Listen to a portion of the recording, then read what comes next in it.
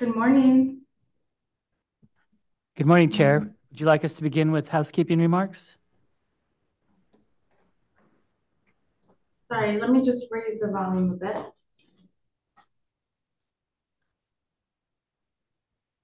How's this? Can you hear me? Is that it? Can you all hear? Right? Like going down. We can hear you pretty well. Okay. See, it just like it goes backwards. Weird. Which didn't happen before. There's got to be a setting on there somewhere. Also, there's probably something on the side. Whoa. That's my computer though. Oh, So, Chair, would you like us to begin with housekeeping comments? Yes, please. Thank you. Welcome and thank you for participating in today's meeting for the South Coast Air Quality Management District. If attending in person, please do not connect to Zoom or teleconference while in the room. To prevent disruptions, please silence all devices. All participants on Zoom, except for board members and South Coast AQMD staff, will be placed on mute. You will not be able to mute or unmute your line manually. After each item, public comment will be taken. If you are participating in person and wish to comment, please use the iPads which are located in the lobby if the meeting is in the auditorium. For meetings in other locations, please complete a blue speaker card and provide the card to a South Coast AQMD employee. Information on how to participate in the meeting in Spanish using a telephone will be provided at the end of these housekeeping remarks. Speakers may be limited to a total of 3 minutes or less for all items on the agenda. The amount of time to comment may be shortened to ensure all speakers can be heard. A countdown timer will be displayed on the screen for each public comment. If interpretation is needed, more time will be allotted. For questions or issues related to making public comment, please call the public advisor at 909-396-3247. That's 909-396-3247. In terms of decorum, if this meeting is taking place in the auditorium, no food or beverages are allowed in the auditorium. In accordance with state and local public health department guidelines, people may choose to wear a mask based on personal preference while in South Coast AQMD facilities. Please adhere to the speaker time limit and treat others with courtesy, civility, and respect. Failure to do so can result in your mic being muted or you being removed from the meeting. Lastly, be aware that this meeting is being recorded. By participating, you agree to authorize recording of audio and visual content presented during the live event and consent to subsequent use of the recording in the public domain by South Coast AQMD. Where? All right. Good morning, everybody. Good morning. Good morning. We're trying to work through some audio issues here. We're hearing you faintly, so we're going to try to make this work.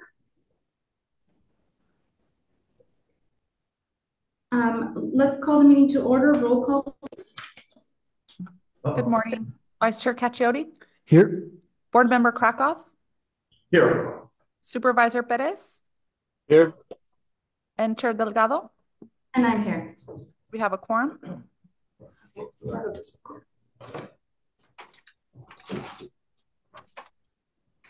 Okay. All right, so let's just jump into the discussion items. Are there any board member concerns that anybody wants to share? Sure. And there's no one else in the queue. No, go ahead. Yeah, I just wanted to touch base, and I've had a conversation as well with Wayne, and not necessarily anybody on the board, but regarding our process when we go out to the field and we find individuals or entities. Now, I don't want to make it seem like that I think it's the responsibility of the board member to state that one should be fined or not when it comes to permits and when it comes to ensuring ultimately that they are abiding by the law or abiding by the rules of AQMD. However, I do think that there should be a process which perhaps has never been before, in which a recommendation or a suggestion can take place so that we can reevaluate why potentially an issue has occurred and why potentially a certain organization or entity gets fined. Now, I say this because I feel like although we are to build on policy and administrate and work on budget, I'm not saying that we should be the individuals telling people what to do on the ground. But what I am saying is there any leeway? Is there an educational, I guess, opportunity for people to learn what they're doing wrong versus right away giving a fine? And I'm not saying we're doing that. I'm not sure we are. One thing that I've learned within the county of Riverside is that we have decided to become, we're working to become a county of choice. We're working to become more customer service friendly. We're working to, at the same time, ensure that code enforcement is engaged when need be. But obviously, if the opportunity comes where one can be educated and provided tools or resources to do a better job, and ultimately what that results in is they no longer commit an act that potentially they did not know of that they were committing, and as a result of that, right, we have more air pollution in the air. I just think that ultimately that culture potentially that we've had over the course of many years, how do we shift that to one in which we're more like partners? Now, my district is very different from the rest of AQMD. We don't have refineries, right? We don't deal with. I mean, we do have some traffic, but nothing compared to what we see in your neck of the woods. But we definitely have a lot of desert, and we definitely have an industry in which landscaping, for example, or agriculture is the number one industry within ag. How do we work better with our folks that are out there that are landscaping, that are obviously trying to survive, creating jobs? That's for the most part, what people that are no longer farm workers begin to, they find jobs there. How do we ensure that ultimately there's some sort of fair process? I guess that's what I'm getting at. It's not necessarily a complaint. I just want potentially a review of this. And Supervisor, is it pertaining to certain small businesses or just in general? I think it has to deal with maybe small businesses out here in my neck of the woods, just because it is a desert area. And we definitely have quite a bit of landscaping going on out here. Right. And so how can we better work with our landscapers is what I'm getting at. And work with them where we educate them, where that's maybe the first step versus, well, you did not abide by the rules, here's a ticket. And I'm not saying that's what happens. I don't know. but that's what I'm hoping that we can look into further. Okay. Yeah. I'm sure Wayne can add, but I had a similar concern about more about people knowing some of our incentive programs, specifically landscapers. And we're doing, Wayne, do you want to tell him a little bit, or Derek, about our test case where we're trying to see if kind of a boots on the ground approach will work better for outreach? Sure, I'll answer that, Chair. Regarding the landscape outreach project that we're doing, we're doing it out. We started off in the southeast LA cities. We hired a contractor to get the word out to the small landscaping individuals in those areas, and telling them what the incentives that we offer, the great incentives that we offer, and encouraging them to apply for those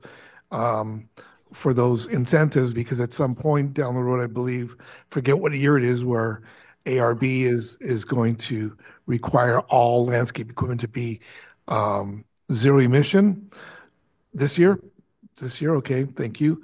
That they need to apply for it before it's mandated. It's been successful. I don't have the numbers of the increase in incentives of folks that have applied for the money, but I know that it's been successful. We do want to do it in Coachella Valley at some point, because there are a lot of landscapers out there, especially the small ones. So we'll be doing that shortly. Yeah. Derek, if you don't mind working with the supervisor, I think something like that would really help alleviate kind of the same concerns I had. So I think that's part of it, Madam Chair. I think the other part is just trying to better understand the process, working with our landscapers back home, where they're educated on the front end versus getting slapped on the hand for not maybe knowing that they are, and maybe they do know, right? Maybe they need to be fined. But I just think there needs to be just a better understanding of the process overall. And I need to understand it too, because I think it'll be helpful to me. So, Madam Chair, if I could just add, so there is a process, Supervisor, and we don't typically go out and levy hefty fines. And in fact, we're responding more often than not to public complaints. And it's that balance between the public complaints and the aspect or the operation of what's going on that we take into account. Oftentimes, you will actually see where there is a request to speak to a supervisor or a manager, and oftentimes that can even be elevated. So we do have a process for people to speak through that chain of command, and oftentimes the issue may be raised to my attention. So there is a process that we go through, and as I said before, we oftentimes are responding to public complaints. We're looking at the number of violations that have been issued, the nature of the violations. There's a whole slew of things that we go about, and I would certainly hope, and I think that staff has worked hard to really convey that we want to work with the parties. Nobody wants to see non-compliance. And everything that we do is designed to bring about compliance in that matter. We'd be happy to go over in detail with you that process. The board has delegated the enforcement matters to staff, but we're more than happy to explain that process and go over that with you. Madam Chair, can I comment? absolutely. Thank you, Chair. So many with landscapers, we've done in the San Gabriel Valley is that a number of cities have followed South Pasadena's example is Glendale, Pasadena. I know La Cañada is looking at it. A couple other cities I spoke to yesterday are looking at it. An ordinance banning these gas-powered leaf blowers. But when we pass the ordinance, we don't implement it or the fines for about a year or two. We have a really robust outreach program where we have multiple demonstrations in parks every several weeks or every couple of months with AGSA, American Green Zone Alliance, providing food, information. We have the handouts from AQMD. We had the handouts from CORE this past year till CORE money ran out to $27 million. our ordinances, ours, others are different, but we put the fine on the homeowners. So the homeowners are really the ones that get fined. But we found out we'd send letters to all the homeowners, et cetera. And there's been a transition slowly, but even now after the year, there's still a number using it. So what we did, we've even had AGSA, they're on contract with us here at AQMD, but our city also pushing to get boots on the ground, going out there, on a Monday morning one week, on a Tuesday morning another week for several hours, and just with our handouts, talking to gardeners that haven't complied. It's been a pretty good compliance. It's getting better because now the homeowners are getting fined, and they're pushing the gardeners to do it. We really try to explain the benefits of their health, the public health, the money they're going to save. So it's a robust outreach program. So Glendale's right in the middle of it too. They're just following us, but it really is a really good program. You got to have boots on the ground. Otherwise, I actually about every week I send in 5 or 6 pictures of gardeners using the gas-powered leaf blowers because I get the complaints as elected official. You take the pictures, send them in, and it's the homeowners can get fined because we've told them with 2 or 3 letters to every homeowner in the city, you've got to do it. So it's becoming successful in our city, and I think Glendale and Pasadena, and next year it'll be similar. Okay. Sounds like we're going to have some follow-up, and then Supervisor, just keep us in the loop if you continue to have questions and issues that we should address in another matter. Sure, no, thank you. That's helpful. Thank you, everybody. Okay. Let's go through this part of the agenda. We do have a guest here who would like to make public comments at some point, so I'll accommodate that after the first discussion items. No motion needed on the chair's report of approved travel. We do have some information on Sacramento. I don't see any questions. Actually, let me pull up. We don't have any hands raised either. And there's no approved out-of-country travel. Is that correct, Wayne? That is correct. All right. Does anybody have any questions or comments on the board agenda? Yes. So Wayne, looking at the board agenda, we have a presentation on the permitting enhancement program. That's correct. Okay, looking forward to that. And then we have public hearings on the mobile fueling operation. That's correct. And the backed guidelines. That is also correct. And then I would also just note that for set hearing, we'll be considering the Coachella Valley Contingency Measure SIP revision for the 2008 8-hour ozone standard. And so we will be discussing that at set hearing, or at least noting that, I should say.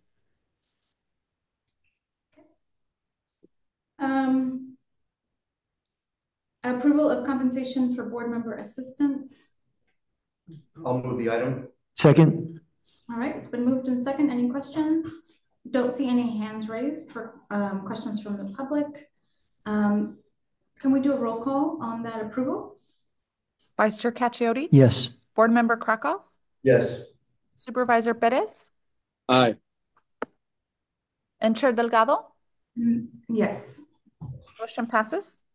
Thank you. Thank you very much for that. That includes my new board consultant, Ernesto Castillo. Ernesto was at the board meeting last week, and I look forward to him getting to know the other board consultants and all of the stakeholders. Great. That brings us to Dr. Heard Johnson for her update on inclusion, diversity, and equity efforts. Good morning. It's always a pleasure to be in space with you all today. Today is my 3rd anniversary. I got a little reminder. I've been here 3 years today. Wow, really? Mazel tov. Yeah, isn't that kind of cool? So, thank you. Thank you. Here are the updates of DEI for the past, or I think this is for the month of November. If we could go, as Friday is Fabulous Female Friday, I'd like to introduce you all to Dr. Susan LaFlèche Picotte. She was born in 1865. She was a medical doctor and reformer. She was a member of the Omaha tribe. This was for Native American Heritage Month. In 1889, she graduated from the Women's Medical College of Pennsylvania. She became the first Native American doctor in 1889, which, you know, doesn't seems like a long time ago, but isn't a long time ago. She definitely wanted to return home and provide health care to her people. She did so through a private practice where she served not only indigenous people, but to white people as well. And so she served more than 1,300 people, providing medical care at all hours through the day. In 1906, she thought it'd be a real issue for the concerns in her community. So she wanted to have the prohibition of alcohol on the reservation. So she went to DC to lobby for that. And then in 1913, she opened up a hospital in the reservation town of Walt Hill in Nebraska. So I just wanted to introduce you to Dr. Susan LaFlèche-Bacote. Thank you very much. Next slide. During the month of November, we had both ongoing and new infographics that we shared with our employees for Diwali, Veterans Day, and Transgender Remembrance Day. We've had a great deal of feedback from our staff, both verbally and in email form, saying that they appreciate the inclusion of and the diversity of the information that we are providing. And so in particular, we had folks share that in the past they've shared, they've celebrated Diwali with something maybe at their cubicle or at a floor on their desk, and they appreciated leadership's approval of displays in the lobby so that all employees could benefit from that. With our Veterans Day display, we had different flags of all the military branches that we encourage people to take. We heard from several staff, even the guards who work here in the front desk, who took flags because they were supposed to take flags. And they said it was really great to be able to have their branch of service, that they didn't necessarily have that, and they were really appreciative of being able to have that. So we were very happy to hear that from our staff. Next slide, please.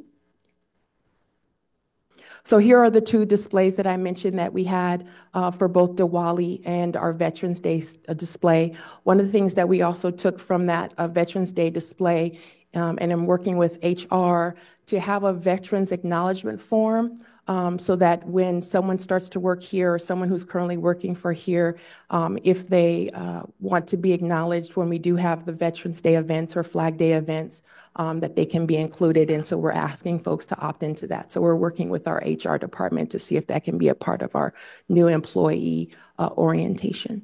But those were our two displays. Next slide, please. And then again, I mentioned November was Native American Heritage Month, and so we were very pleased, and it was very, at the same time, we were grateful to be, learning the information like by Dr. Bacote, but feeling also very sad that we're having to wait this long to learn about these people. And so there's an invisibility in our society associated with a lot of Indigenous people. And so our staff gave us feedback that they were very pleased that we had this month's celebration, but also feeling sad that it's taking so long for us to learn about them. Next slide, please. Again, we continue to work with our employee resource groups.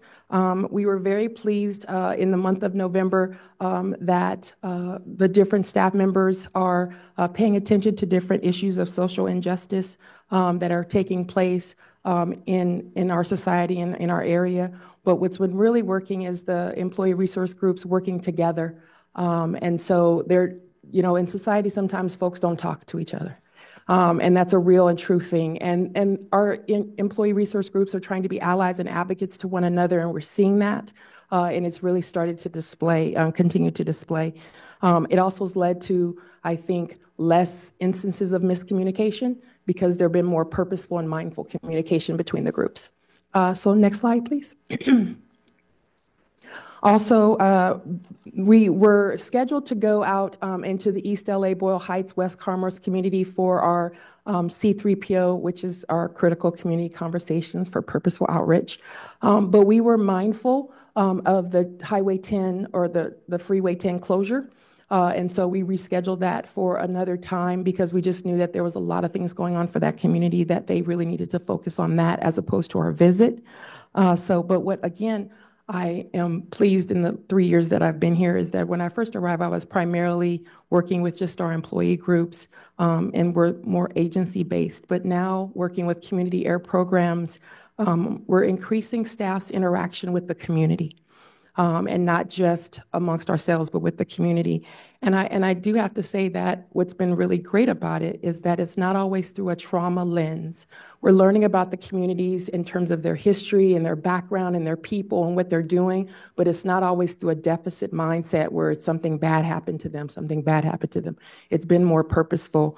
And so it's always there, but it's just not directing our interactions. So C3PO is helping us to really eliminate some of those and elevate their concerns. So we've rescheduled East LA and Boyle Heights to the month of February. Next slide, please. And that concludes my presentation for this month. Any questions? Well, thank you, as always, for sharing that information. It's so important for us to hear it. Any board member questions, comments? Dr. Huda, if you could, when you go in Boyle Heights in February, just let us know, just in case we have time on our calendar. Maybe we can join you. I'd like to see Monsignor Moretta again and what he's doing at the Resurrection Church in the community, if I can get off. But just a couple weeks' notice if you know the date possible. Thanks. Great work. Sure do. We'll work with the appropriate channels. Thank you. Well, if you're going to be hanging out with Monsignor Moretta, let me know too. Thank you. Yes, appropriately. Yes, we will. All right. Harvey Eder has a question.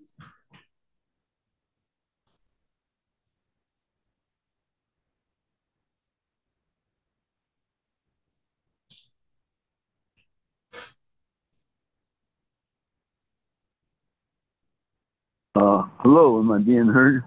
Yes, Harvey. Welcome. Hi. Thank you.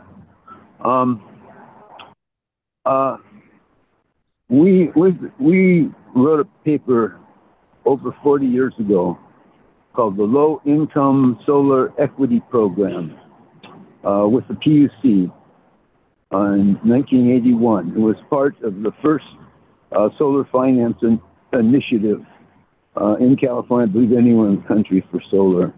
And it had a 10% low income carve out to deal with taxing through the rate base and low income subsidizing upper income financing systems. Also, we litigated at the state through the Supreme Court about the anti-competitive aspects. Okay, the idea was to leverage and coordinate vertically and horizontally owning and controlling businesses through worker co-ops and this type of thing, which were being used at the time. The California Solar Energy Industries Association, the president they had a cooperative business in the Bay Area. Okay, so this was done with Commissioner Grimes, who was first black commissioner of the PUC, and his family goes back to the Civil War, and he was a minister in Boston. He was busted and did time with the Underground Railroad. The 54th he organized the 54th of the movie Glory is about, all right? After retiring from the PUC, he ran the General Administrative Office for the state. So this has never been evaluated by this agency or any of the air agencies, and it's been in the record for years. Now, equity, we're talking about ownership, control, decision-making, public power, okay, etc. Instead of this 40% in the 617, we brought this up for years, that you have the benefit of cleaner air and the technologies going in that. Not only that, but you own it and control it. That you have right of first refusal on businesses going out or whatnot, where people are retiring and they don't want to sell them and want to keep the companies together and benefit the people that have worked there and whatnot. Okay, so we need laws that do this, and we need policy that does this, and we need equity, and to double that equity from 40% in the 617 communities to 80%. And that's just be owned by the community and by labor in the community. And it could be done in partnership with the industry at a small percent and the state. like a state yardstick corporation, and also banks. Okay, there's the bank in North Dakota that had a recent election in Maine.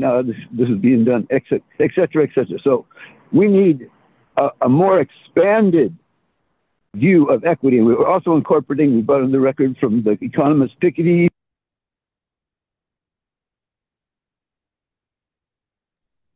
Thank you for your comments, Harvey. Dr. Herb Johnson, you also have the update on the YLAC committee? Yes, we have 2 new additional members who we have support are bringing forth to approve representing Orange County. I believe that was directed by you, the chair. Yes, just to make sure that they were aware. But thank you for doing that. I appreciate it. So I think we are at a full YLAC group, and our first meeting, I believe, is Wednesday, February 21st. Oh, that's great. Let us know how we can support. And that brings us to Ron and your status update on projects. Good morning, Chair, members of the committee, Ron Moskowitz, Chief Information Officer. We're pleased to report that the Carl Moyer Program GMS Zero Emissions Infrastructure Program went live to the public on December 6, 2023. Also, we released a new version of the Annual Emissions Reporting Program, otherwise known as AER. In addition to the required updates, this new version features enhanced amendment process, as well as the ability to view, analyze AER data, and submit data to CARB. And finally, at the end of December 2023, we released a update to WARE Program Online Portal, otherwise known as WarePop. And this update comprises data optimizations, UI enhancements, point transfers, point expiration changes, and other high priority enhancement tasks required for Phase 2 compliance year 2023 report submissions. Everything else is on schedule, and I'm happy to answer any questions. Thank you, Ron. Don't see any hands raised. Any board member questions, comments? Okay, and with that, I'll introduce our guest here, David Rothbard. He'd like to make some public comments. Thank you very much. Good morning. My name is David Rothbard. I work for the Los Angeles County Sanitation District, but I'm representing Clean Water SoCal as the Air Quality Committee Chair. Clean Water SoCal represents the majority of the wastewater sector in Southern California, and we have some members that provide potable water service. I'm here to talk about permitting process and just getting permits in a timely fashion. I first want to thank the chair and the board members for prioritizing this issue. It's really important to us. And just want to give a couple of examples of the dilemma we have, and I have a couple of suggestions as well. So just an illustration of some of the problem this creates, essentially for our members at Central Public Services, would be in my organization, we build wastewater treatment plants, and if we have to expand the process to serve the public, we have to get a permit to construct before we start. My designers would come to me years ago and say, hey, before we break ground, we need a permit to construct. How long will that take? I could tell them about 6 months. Today, unfortunately, that answer is about more than 3 years. That's really problematic for an essential public service. Another quick example is I have some landfills. I had a permit application put in an odor scrubber, which is merely a simple device to clean the air coming off of a landfill, avoid odors. Had an observation that some of the sulfur levels were increasing. Didn't have my permit. I told my staff, put in the odor scrubber. Let's be a good neighbor. Let's make sure to do the right thing. Didn't have any exceedances, but I did get a violation for that good act that I was trying to do. It just illustrates it would be nice to have some way to encourage that type of activity and get permits out more quickly. So just a couple of examples why this is important to my members. And the recommendation, the ask here is, I think a good forum to address some of these problems is the Permit Streamlining Task Force. It would be helpful to have more frequent meetings, possibly go to quarterly meetings, and most importantly, to go back to the previous format of the Permit Streamlining Task Force, where it was more of the panel would be experts in permitting, come to the staff and say, here are things that we could do to streamline the process, get permits out more quickly, to save staff time so we could get permits and staff could get things done more efficiently. So we really appreciate going back to that type of format. Again, thank you very much for your time. Happy to answer any questions. I know my vice chair also has some comments as well on this. Okay, thank you so much for your comments. Wayne, is there, would you like to reply, or is this something that we could take up with the permit update next month? We will be talking about permitting and engineering and all the things that we're doing, but Jason Aspel, our Deputy Executive Officer for Engineering and Permitting, can provide some information that I know we've had discussions with Mr. Rothbart in the past. I know he's reached out to various board members, so it'd be a good opportunity for Jason Aspel to give an update.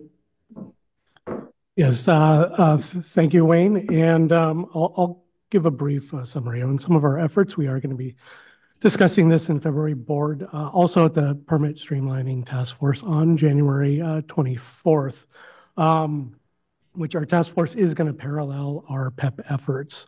So we expect to give about 4 updates regarding these PEP efforts, either through the task force or to the board this year already. But I think it's been recognized in our previous presentations to the board of our staffing issues and the turnaround times. I'll get into details in February and in 2 weeks at the task force, but we've throughout 2023, we've onboarded about 40% of our engineering staff just in 2023 that are brand new.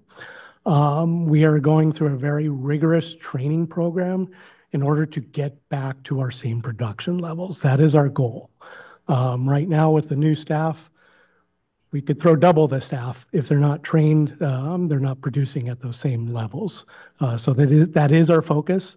During this time, we're continuing to work with entities such as Mr. Rothbart and Essential Public Services.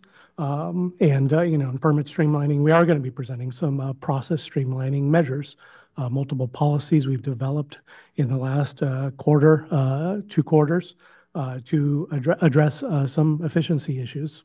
So we look forward to that discussion, and I can answer any questions you may have. Okay, thank you. Go ahead. Yeah, this is Board Member Krakow. Is there, when I spoke to Mr. Rothbart about this over the donuts that we have here in Vanessa's office, he indicated, and I think Wayne also had told me this, that within our permitting group, we have different sort of divisions that handle different types of permits, which makes a lot of sense. And you have people that are familiar with the permits, they have expertise, and they're sort of assigned to a group.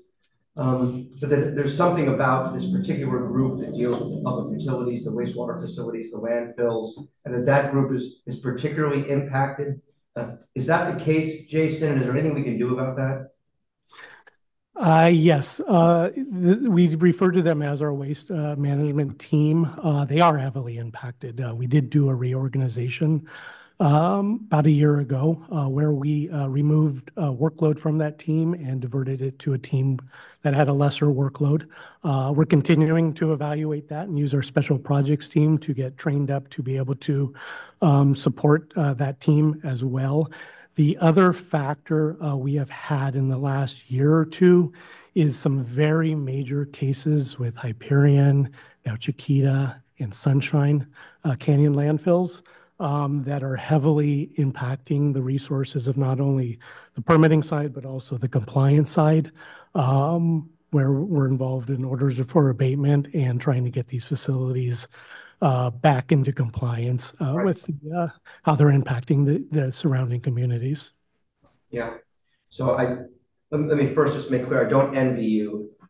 This is a very difficult job, and we've been undermanned, and I know that we are working hard to make sure that we have the staff necessary, and the board is trying to do whatever it can to empower Wayne, to empower you, Jason, to fix these issues. So want to say all that. On the other hand, waiting 3 years for a permit is not acceptable. It's just not acceptable. So I know we're going to get to the bottom of this. We have to strike the right balance between making sure that our industries can function and that they get their permits timely, with making sure that we're protecting public health and that the permits get the proper review, right, Chair? I know we're going to strike that balance, and I know we can do better. Okay. Thank you for everybody's feedback on that. I don't see any other hands raised. I don't know if you're, oh, looks like we've got Allison Torres.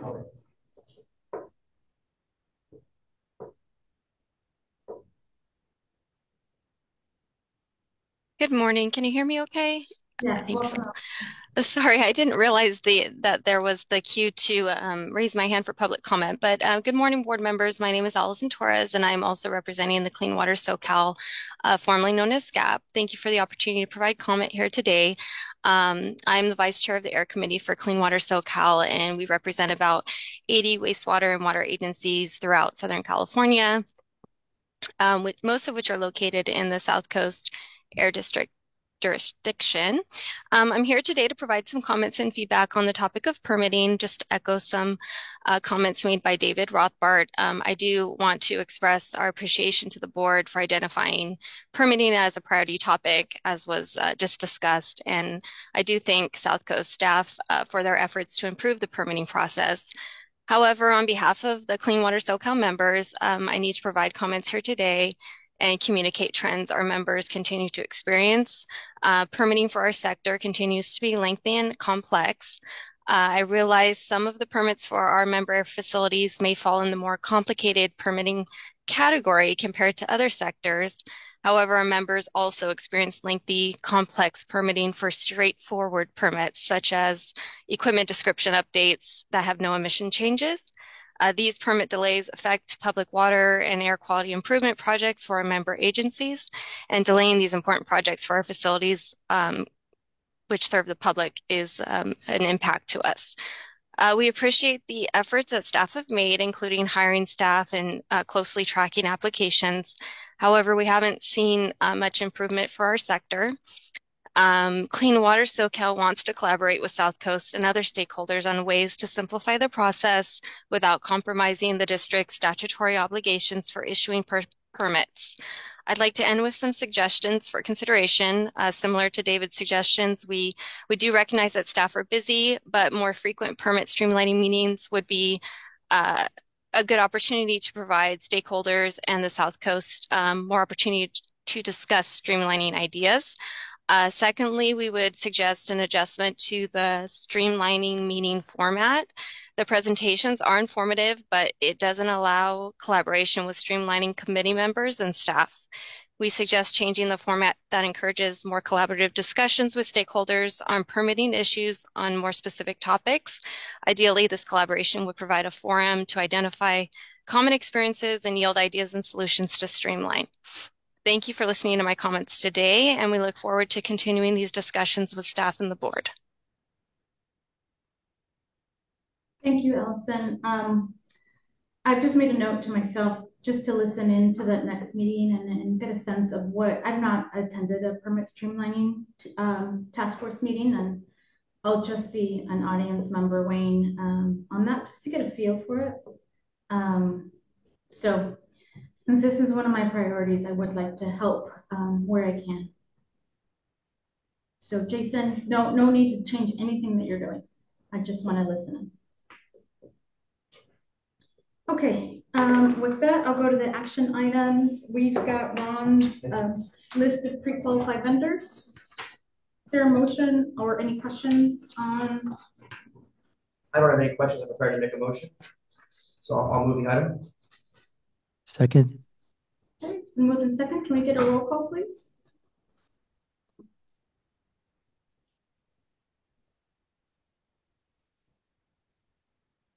Oops. Vice Chair Cacchiotti? Yes. Board Member Krakow? Yes. Supervisor Perez? Yes. And Chair Delgado? Yes. Motion passes 4-0. Thank you. And Jason Lowe has before us some purchase orders for air monitoring equipment. Are there any questions for Jason, or is there a motion? I'll move this item. Second. It's been moved in second. I don't see any hands raised, by the way. I've been watching that. Can we get a roll call, please? Vice Chair Cacchiotti? Yes. Board Member Krakow? I'll take supervisor. That sounds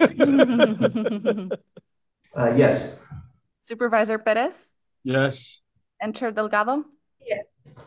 Somebody called me Dr. Krakow yesterday. I really like that. Yeah. Take it. All right. We've got some written reports, 11 through 13, with Derek's Environmental Justice Advisory Group. Does anybody have any questions for Derek? All right. No motion required on those. Thank you, Derek. Don't see any hands raised. Other business matters that anybody would like to bring up? Wayne, do you have anything that you need to bring up? No.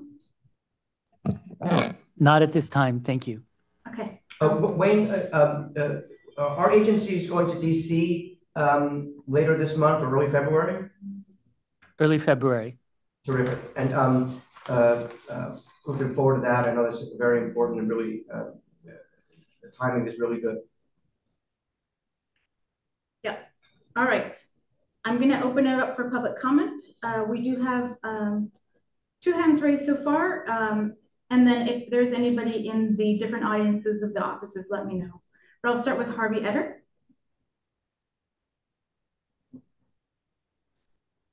Hello, am I being heard? Yes, Harvey. Thank you. My name's Harvey Etter. I'm speaking for myself and for Public Solar Power Coalition. As I mentioned at the last meeting, and I want to incorporate by reference my comments at the Legislative Committee meeting recently, I want to bring to attention of this committee that there's severe changes happening and being recognized by the scientific community that instead of just 420 parts per million CO2, that with CO2 equivalent, i.e. methane and nitrous oxide, basically methane is almost double that number alone. And with nitrous oxide it has, and this is as of 8 years ago. This is August 12th of 16. And we put in the 8 reports of the path to Sunshot in 16 March for all different types of solar, for all applications. And that was 3 months before the final 16 plan put in. We put in the Sunshot, the Solar New Deal, 100 exhibits based on Sunshot. It comes after Moonshot, and it shows how solar is cost effective. Now, you've got guys like this guy, Hansen. Okay, there's a battle going on between him, and we got in the record 3 weeks ago, the climate committee, the Sir David King. He's a professor emeritus at Cambridge since '88, all right? And he was for 20 years advising the different British governments. They had 8 billion euros to do this, and they got shut down by our government oil men. Straight up, that's what he's saying. We got conflict of interest, and that's the way it is. Okay, now Hansen is an apologist. He wrote in Storms of Our Kids that we could not do solar. That we have to do capture and sequestration, and that's what they're pushing now. And they've gone to the last minute to subsidize and crutch their industry and wipe us all out. All right, and we've got other things like the effect on the oceans, the insect population, the biomass, all of this stuff going down, the endocrine from plastics. It's systemic. We've reached our ecological limits. Okay, we've known this intuitively. We've got to deal with it. We've got to reorganize, and the social, political economics is what really got to change. We've got to move to democracy in the workplace, and we have to restructure our community because this has been self-destructive. What's going on now, and we've got to do it quickly, and we've got to talk about things in the open. And these guys, like incorporating number 97 and number 53 of the Great Simplification by Dr. Nate Hagen, and he's dangerous. He sold securities to the oil guys and stuff, the billionaires, and then he got a degree in this, and he's talking about clutch, that we need fossil fuels to 40 or 50, and he doesn't know about solar. So solar can only do 20% because it's electric. Doesn't know. Thank you, Harvey. We've got Rita Loof.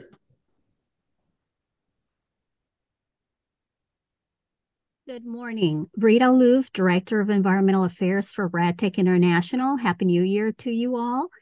RadTech has held a seat on the district's local government small business advisory committee for over a decade.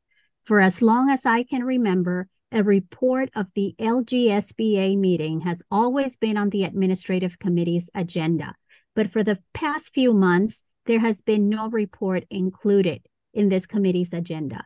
I was told by staff that the minutes of the meeting were not included because there was no quorum, but this interpretation is inconsistent with past practice.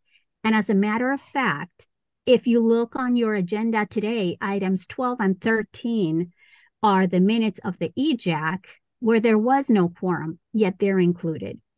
Staff recently told the committee that board members who serve on LGSBA cannot vote, but are still counted as part of the quorum.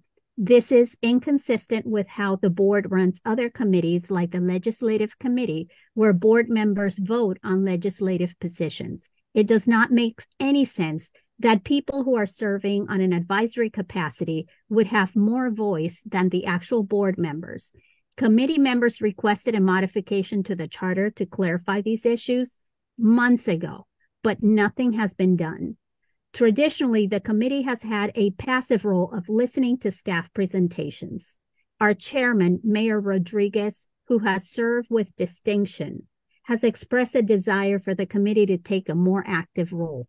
We recently reached consensus on asking this board to send a letter to the California Air Resources Board urging inclusion of business groups in the AB 617 community steering committees.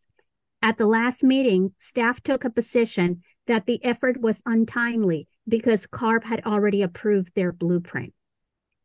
First, the effort would have been timely if staff had simply forwarded our request to the administrative committee.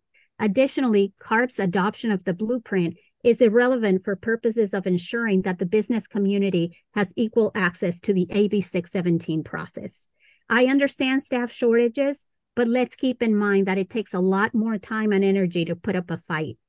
If the board decided to eliminate the only advisory committee at the district that has a business presence, I would absolutely respect that policy decision. But then the message to the business community would be that this agency does not want to hear from us. We are also part of We the People. Thank you. Thank you, Rita. I'm going to ask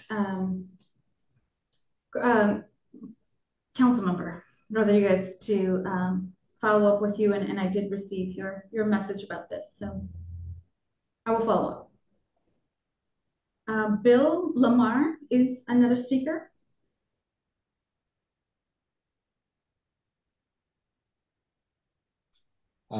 Yes, yes, good morning. I'm Bill Lamar, Executive Director of the California Alliance of Small Business Associations and a member of the Local Government Small Business Assistance Advisory Group. I'm also a member of the Budget Advisory Committee and a former member of the Home Rule Advisory Group before it was disbanded in 2019.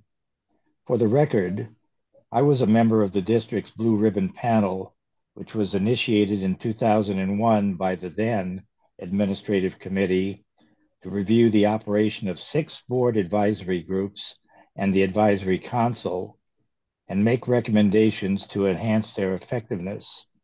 This was the first panel charged to review the performance of these advisory groups since they were first formed by the governing board in 1997.